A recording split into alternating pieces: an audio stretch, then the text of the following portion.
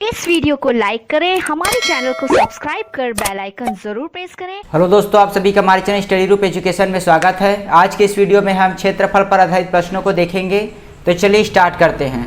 आज का हमारा यह वीडियो एडवांस लेवल का होगा। इससे पहले हमने क्षेत्रफल का बेसिक देखा था। अगर आपने उस वीडियो को नहीं देखा है तो नीचे डिस्क्रिप्शन बॉक्स में लिंक दी गई है, उसे जाकर आप देख लीजिए, क्योंकि इसमें हम डायरेक्ट फार्मूले को यूज करेंगे। तो आपको बेसिक जानना जरूरी है कि क्षेत्रफल या फिर उससे आधारित जो भी प्रश्न होते हैं उनके क्या फार्मूले होते हैं। तो चलिए देखते हैं पहला प्रश्न। एक आयताकार खेत की परिमिति 440 मीटर है। एक आयताकार खेत है जिसकी परिमिति 440 दी गई है। अगला दिया है इसकी लंबाई चौड़ाई से 8/3 है। इसकी जो लंबाई है वह चौड़ाई से 8/3 है। ऐसा आपको दिया गया है और आपसे पूछा है कि इस खेत का क्षेत्रफल क्या होगा। तो इसके लिए हम सबसे पहले चौड़ाई को x ले लेते हैं। यहाँ पर x रख देंगे तो हमें मिल जाएगा लंबाई। ये आपका लंबाई मिल गया। हमें परिमिति दिया है तो इस आधार पर हम देखते हैं कि परिमिति का फार्मूला अगर आप देखोगे तो इसका होता है 2 × a + b या फिर l + b। 2 × l + b लंबाई प्लस चौड़ाई और वो 2 से गुणा होता है। इसका मान आपका दिया है 440। यहाँ पर अब हम मान रख देते हैं। चौड़ाई को हमने x लिया है तो 2 गुणा, यहाँ पर आपको लंबाई मिला है 8x/3 प्लस चौड़ाई मिला है x = 440। अब इसे सॉल्व करते हैं। देखिए कैसे सॉल्व करना है। इसे जब आप सॉल्व करोगे तो इसको डिनोमिनेटर में आपको 1 ले लेना है। उसके बाद आपको ये बताया था मैं, नीचे में गुणा कर लेते हैं। ये वाला इससे गुणा होगा तो ये हो जाएगा 8x, 1 से होगा तो, और 3x से होगा तो ये हो गया 3x। ये जो 2 है उसे नीचे ले जाएंगे तो 440/2 इसे कटा देते हैं तो ये हो गया 22/0। आगे देखिए इसे जोड़ देंगे तो जोड़ने पर आपका आएगा 11x बराबर। इसे जो है ऐसे ही लिख देंगे, ये हो गया आपका ऐसा। फिर इसे इस प्रकार आपको लिखना है। ये जो तिर्यक गुणा करना है 220 इसके बगल में चल जाएगा और यहाँ पर जो 11 है वो नीचे चल जाएगा। कटा देंगे 11 × 11, 11 दूनी 22, 0। तो आपको x का वैल्यू मिला 60। x का वैल्यू 60 मिला, अर्थात आपको चौड़ाई मिला 60 और यहाँ पर लंबाई निकाल लेते हैं। तो x के जगह जब आप इसका मान रखोगे तो 3 × 1 = 3, 3 दूना 6, 0। तो ये हो गया आपका 160। x का मान मिला 60 और चौड़ाई मिला 160। अब आपको बोला है क्षेत्रफल ज्ञात कीजिए। तो क्षेत्रफल का फार्मूला आप जानते हो, लंबाई गुणा चौड़ाई से गुणा कर दोगे तो आपको आंसर मिल जाएगा। तो इस प्रकार ऐसे प्रश्नों को आपको सॉल्व करना है। चलिए अगला क्वेश्चन देखते हैं। आज हम केवल एडवांस लेवल के क्वेश्चन देखेंगे। तो बेसिक को आपको जानना है, तो बेसिक भी आपको आना चाहिए। चलिए अगला क्वेश्चन देखते हैं। अगला क्वेश्चन दिया गया है, किसी आयत की लंबाई और चौड़ाई प्रत्येक में 20% की वृद्धि करने पर क्षेत्रफल में कितने प्रतिशत की वृद्धि होगी। मान लीजिए इसका लंबाई l है और इसका चौड़ाई b है।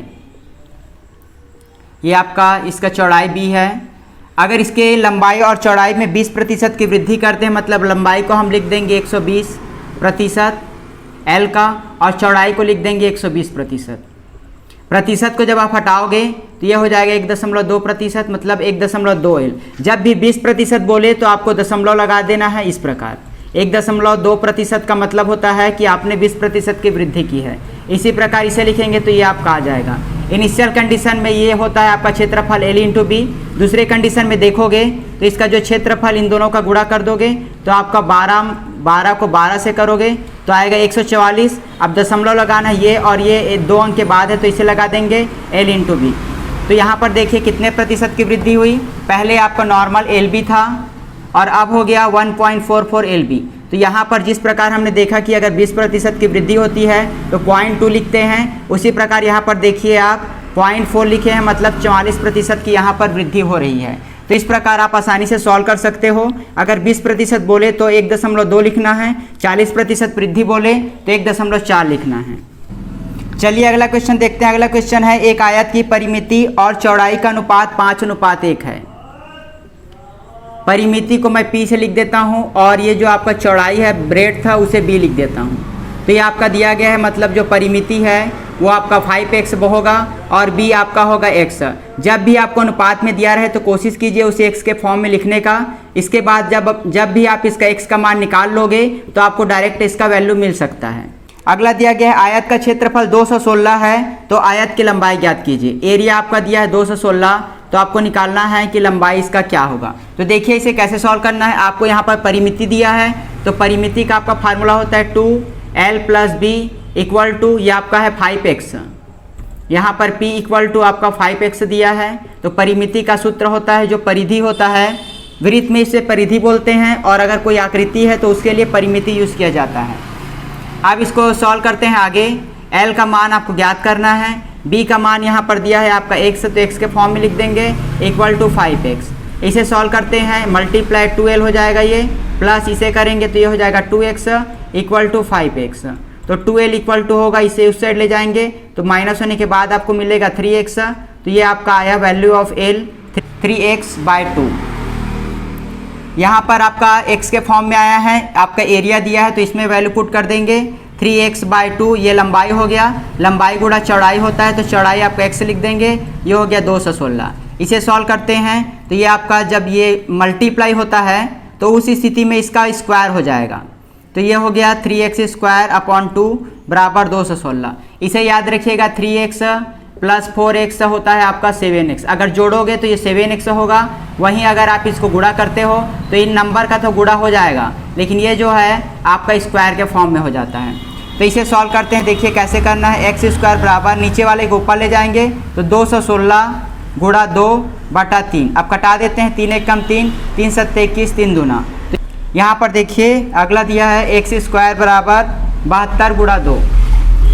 x² बराबर गुणा करेंगे तो 144 आएगा। x बराबर होता है 100√144, और √144 का जब निकालोगे तो ये 12 का वर्ग होता है, तो ये आपका 12 आ गया। तो वैल्यू ऑफ x मतलब जो चौड़ाई है वो आपका 12 आ गया। आपको प्रश्न में पूछा है कि इसकी लंबाई क्या होगी, तो यहाँ पर हम रख देंगे 3x/2 के जगह 12, तो ये आपको मिल जाएगा आंसर। इसे कटा देंगे 6, तो आपका आ गया 18। तो इसका जो चौड़ाई है वो आपका 18 होगा। तो इस प्रकार जो भी क्वेश्चन दिए हैं उसे आप आसानी से सॉल्व कर सकते हो। हम इस चैनल के माध्यम से आपको कंटिन्यूअस वीडियो प्रोवाइड करेंगे। अगर वीडियो अच्छी लगेगी तो चैनल को सब्सक्राइब करना ना भूलें, साथ ही वीडियो को लाइक कर दीजिए। चलिए अगला क्वेश्चन देखते हैं। एक आयत के विकर्ण की लंबाई उनकी छोटी भुजा से तिगुनी है। एक आयत है, इसके विकर्ण की लंबाई उसकी छोटी भुजा से 3 गुनी है, मतलब ये हो जाएगा आपका 3b। इसकी छोटी भुजा से 3 गुनी है, तो छोटी भुजा आपका चौड़ाई होता है, उससे 3 गुना है उसका विकर्ण। इसकी लंबाई और चौड़ाई का अनुपात कितना होगा। तो देखिए इसकी लंबाई और चौड़ाई का अनुपात आपको निकालना है। तो इसकी लंबाई हो गया आपका l और चौड़ाई हो गया आपका b, ठीक है। तो इसको आपको एक ही फॉर्म में रखोगे तभी आपका अनुपात निकलेगा। तो देखिए पाइथागोरस प्रमेय इसमें लगाना है। पाइथागोरस प्रमेय क्या होता है आपका, कर्ण का वर्ग बराबर लंब का वर्ग प्लस आधार का वर्ग। ये आपका आधार का वर्ग है, ये आपका लंब का वर्ग है, और ये आपका विकर्ण है। तो विकर्ण का वर्ग बराबर लंब का वर्ग प्लस आधार का वर्ग। इसमें जो आप आंसर लाओगे वो l के फॉर्म में ल का वैल्यू निकालोगे, तो आपको ऊपर नीचे कट कर आपको आंसर आ जाएगा कि इसका अनुपात क्या होगा। यही आपको फाइनली निकालना है। तो देखिए इसे सॉल्व करते हैं। 9b² = l² + b²। b² को इस साइड ले आएंगे और माइनस हो जाएगा वो। देखिए 9b² - b² = l², इसे माइनस कर देंगे तो ये हो जाएगा 8b² l²। तो यहाँ पर l का वैल्यू अगर आप निकालोगे, ठीक है, तो ये आपका रूट हो जाएगा √8 × b²। इसे जब आप तोड़ दोगे तो इसे √3 रहने दीजिए, ये आपका b हो जाएगा इक्वल टू l। अब इसका वैल्यू रख देते हैं यहाँ पर, ये हो गया आपका √8 × b/b। यहाँ पर जो b² था वो आपका ओनली b हो जाएगा, और रूट का रूट में ही रहने देंगे। b से b कटा देते हैं तो √8/1 आया आपका लंबाई और चौड़ाई का अनुपात। तो इस प्रकार आप इसे सॉल्व कर सकते हो। आपको जब भी ऐसा लिखोगे तो आपको एक ही टर्म में लाना है, या फिर b के फॉर्म में लाओ या फिर l के फॉर्म में लाओ, इस प्रकार ये आपका कट जाएगा। चलिए अगला क्वेश्चन देखते हैं। अगला क्वेश्चन है आपका, एक वर्ग के विकर्ण की लंबाई, एक वर्ग है उसके विकर्ण की लंबाई 1.5 गुना कर देने पर पहले और दूसरे वर्ग के क्षेत्रफल का अनुपात ज्ञात कीजिए। एक नॉर्मल वर्ग है, उसका विकर्ण मान लेते हैं कुछ है a है, और इसका जो अगला विकर्ण आएगा उसे 1.5 गुना कर दे रहे हैं। तो आपको बताना है कि इसके क्षेत्रफल का अनुपात क्या होगा। तो क्षेत्रफल का पहले वर्ग का क्षेत्रफल और दूसरे वर्ग का क्षेत्रफल, इसका अनुपात आपको बताना है। तो विकर्ण के फॉर्म में लिखना है आपको। विकर्ण क्या होता है, विकर्ण अगर दिया है तो क्षेत्रफल का फार्मूला क्या होता है, 1/2 विकर्ण का वर्ग। नीचे भी लिख देंगे 1/2 विकर्ण का वर्ग। अब देखिए विकर्ण आपका दिया गया है, पहले स्थिति में आपको विकर्ण a लेना है और दूसरी स्थिति में इसे बढ़ाकर 1.5 लेना है। 1.5 गुना बढ़ रहा है तो इसे यहाँ पर रख देते हैं 1/2। विकर्ण आपका पहले का आएगा a² और दूसरे का आएगा 1/2 इंटू 1.5a इसका होल स्क्वायर। यहाँ पर देखिए इससे ये कट जाएगा, ये हो गया आपका a² अपॉन, इसे आपको गुणा करना है तो 1.5 या फिर 15 को 2 बार गुणा करोगे तो आपका आएगा 225। यहाँ पर दशमलव लगाए तो 2 अंक के बाद लगा लेंगे तो ये आ जाएगा 2.25 a² से a² कट गया, आपका फाइनल आंसर आएगा 1/2.25। तो इस प्रकार आपका प्रश्न दिया रहेगा कि यदि हम वर्ग के विकर्ण जो है उसको 1.5 गुना बढ़ा देंगे तो उसके क्षेत्रफल का अनुपात ज्ञात कीजिए। तो इस प्रकार आप इसे सॉल्व कर सकते हो। चलिए अगला क्वेश्चन देखते हैं। एक समबाहु त्रिभुज का क्षेत्रफल 4√3 दिया गया है आपका 4√3। फिर आपसे पूछा है कि इसकी परिमिति कितनी है, इसका आपको परिमिति ज्ञात करना है। एक समबाहु त्रिभुज है मतलब इसकी सारी भुजा आपकी बराबर है। तो इसका समबाहु त्रिभुज का क्षेत्रफल का फार्मूला अगर आप देखोगे तो फार्मूला होता है √3/4 इंटू a² इक्वल टू, ये आपका ऑलरेडी दिया है क्वेश्चन में कितना है तो इसे ऐसे ही लिख देंगे। अब इसे सॉल्व करना है आपको तो a² इक्वल टू नीचे को उस साइड ले जाएंगे तो 4 × 4 √3 अपॉन, ये आपका नीचे आ जाएगा तो ये हो गया आपका √3 से √3 कट गया तो a² इक्वल टू आया 4 × 4 तो a इक्वल टू आएगा 4। ये आपका 2 बार है मतलब ये भी आपका 4² है तो वैल्यू ऑफ a आया 4। अब इसका परिमिति बोला है तो परिमिति होता है 3a, तो इसके लिख देंगे 4 × 3 तो आपका फाइनल आंसर आ जाएगा 12। परिमिति मतलब होता है इसके बाहर का सरफेस, तो ये आपका हो गया a और a, इसका मान है आपका 4 और 4 तो ये हो गया 4, 8 और ये 12। तो इस प्रकार आप निकाल सकते हो कि इसका जो परिमिति होगा वह 12 होगा। चलिए अगला क्वेश्चन देखते हैं। यदि किसी त्रिभुज की ऊंचाई में 5% वृद्धि करने पर और उसके आधार में 7% वृद्धि करने पर उसके क्षेत्रफल में कितने प्रतिशत की वृद्धि होगी। ये आपका मान लीजिए एक समकोण त्रिभुज ले रहे हैं, इसे कहा जाता है आधार और इसे कहा जाता है ऊंचाई।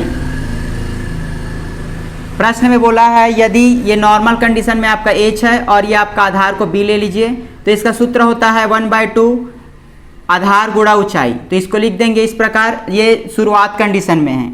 अब आपको बोल रहा है अगर इसकी ऊंचाई में 5% वृद्धि कर देते हैं, दूसरी स्थिति में अगर ऊंचाई में हम 5% वृद्धि करेंगे तो ये हो जाएगा आपका 1.05 h।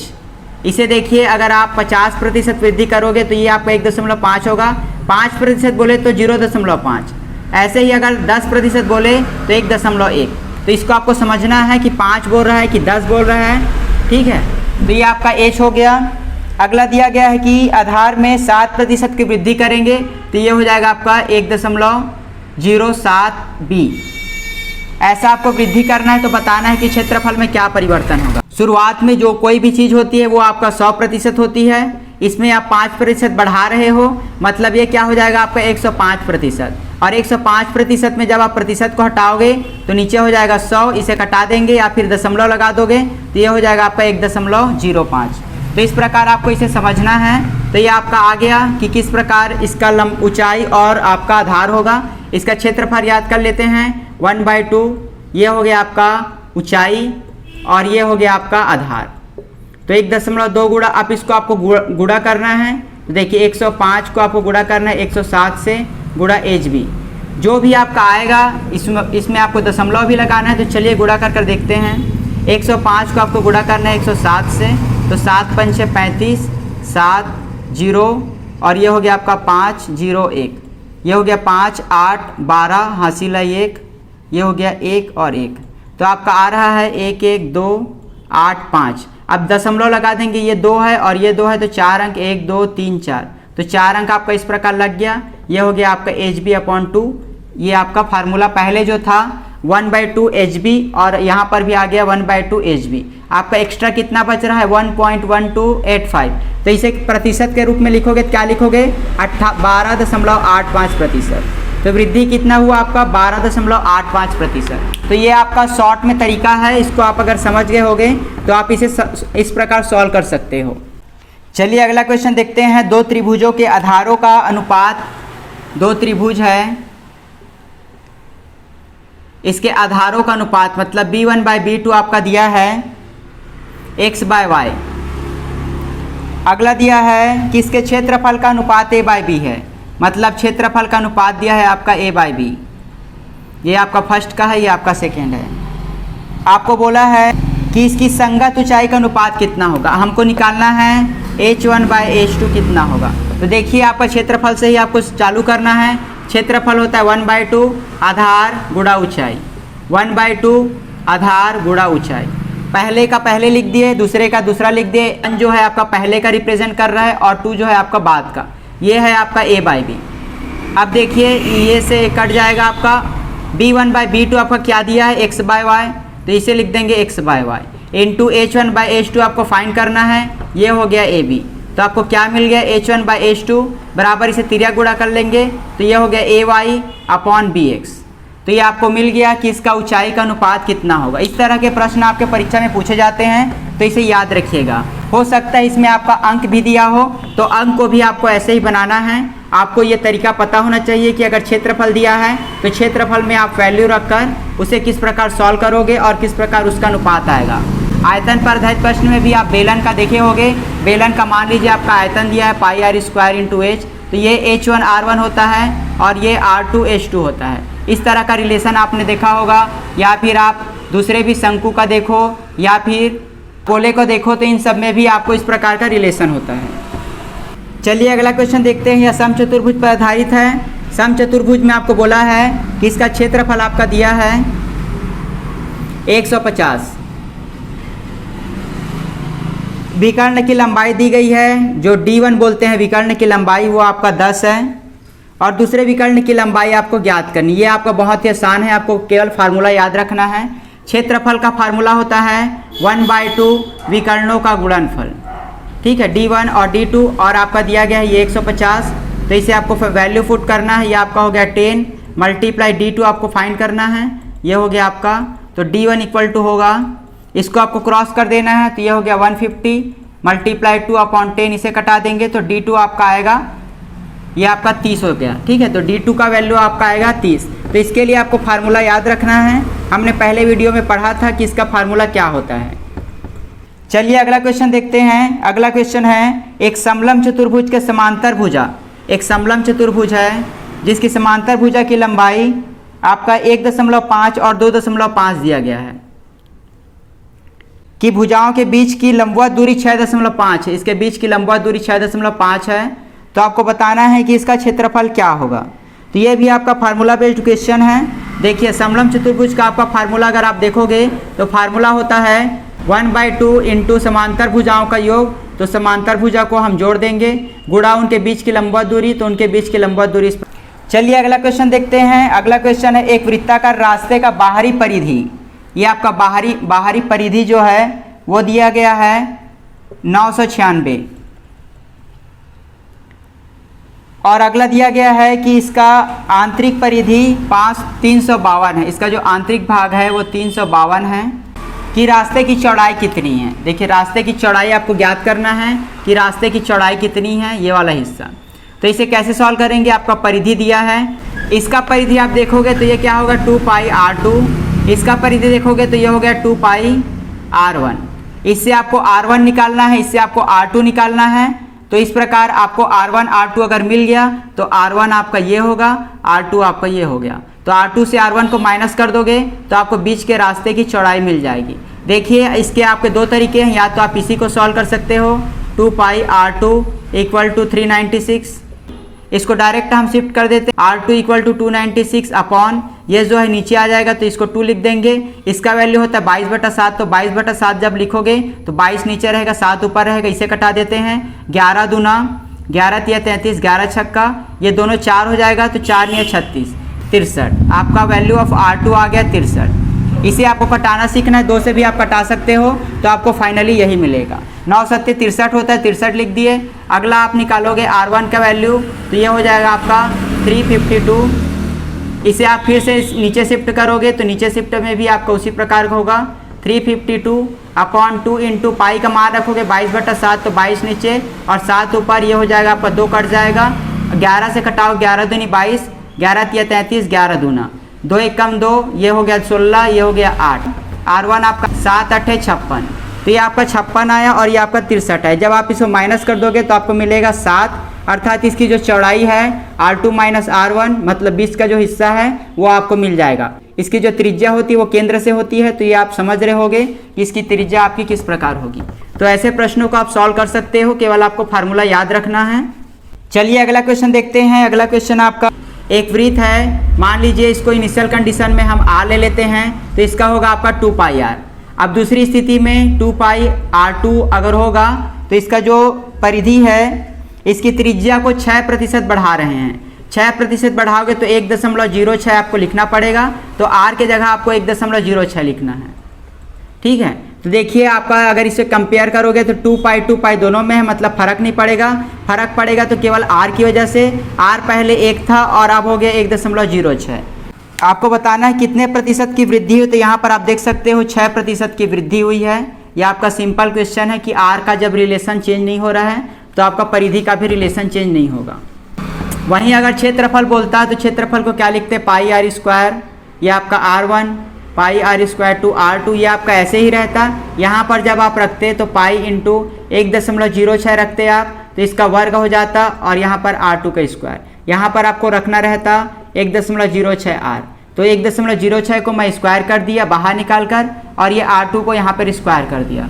तो ये जो आपका जो भी आता है इसको मल्टीप्लाई करने पे उतना ही % आपका बढ़ता। देखिए जैसे करके देख लेते हैं, 1.06 इसे गुणा करेंगे तो 36, 6 ये हो गया आपका 0, 6 0 और ये आपका हो गया 1, 6 3 12 हासिल है 1 और 1।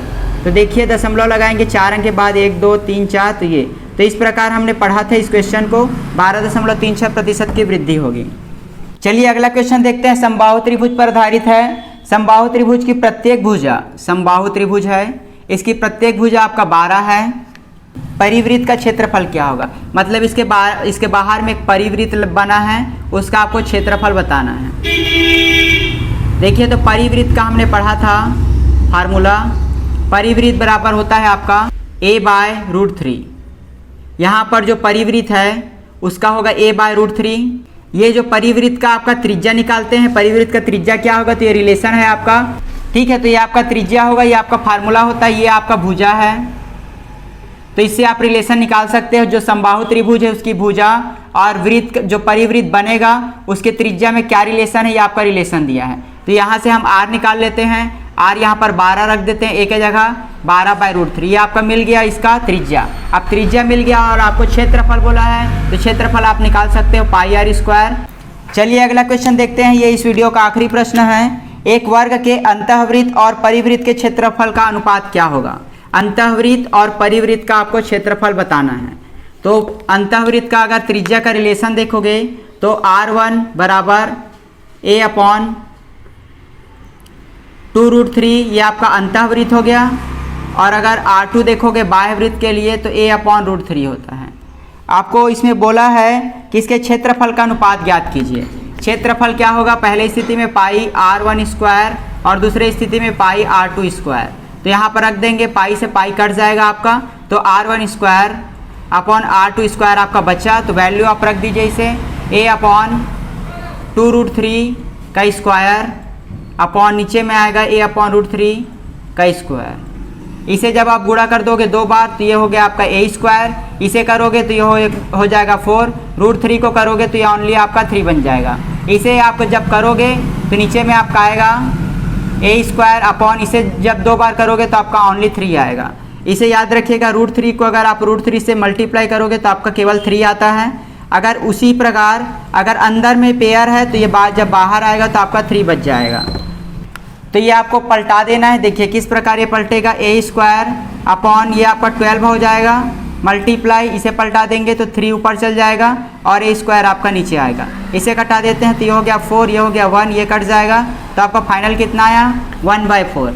अतः अंतःवृत्त और बाह्यवृत्त में अगर आप रिलेशन निकालोगे तो आपका आएगा 1/4।